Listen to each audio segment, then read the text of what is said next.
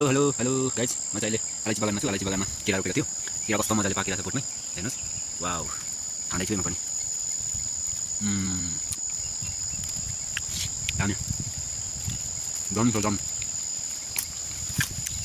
कस्तो मजाले पाकिरहेको छ केरा बोटमै पाकेको छ।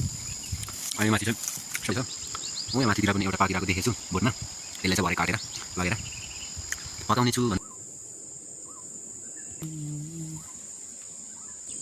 बडाबाउले रोपिराख्नु भएको छ। रोपिराख्नु भएको उहाँ चाहिँ अहिले भगवानको प्यारो मान्छे भएर जानुभएको छ।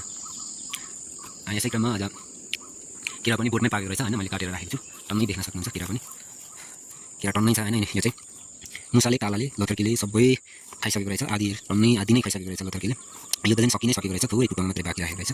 टन्नै मजाले पाकेको रहेछ होइन। सबै लथर्कीले खाइसकेको छ। डुल्न आएको थियो कस्तो भयो भनेर होइन।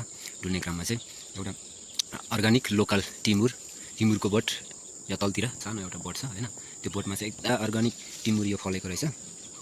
अनि पहिले पनि फल्थ्यो होइन। अचारको रूपमा हामी खान्छौँ अनि तरकारीहरूमा भयो। अनि यसलाई अचारको रूपमा भयो हामी खान सक्छौँ।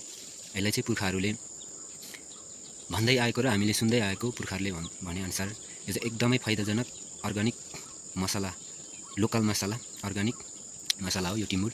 यसले चाहिँ धेरै फाइदाजनक हुन्छ। आफ्नो शरीरमा भएको हरेक रोग कष्टहरू पनि यसले निवारण गर्न सक्छ भन्ने पुर्खाहरूको भनाइ र विश्वास छ। अनि यसले हामी मान्छेलाई या पशु पक्षी प्राणी हरेकलाई रुगा मर्की हैजा जस्ता केहीहरू लागेको छ भने पनि यसले एकदमै फाइदाजनक गराउँछ।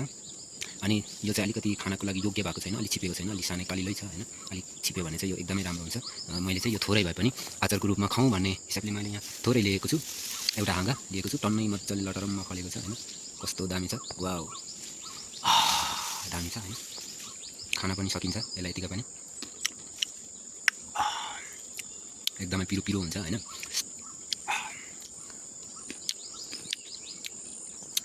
एकदमै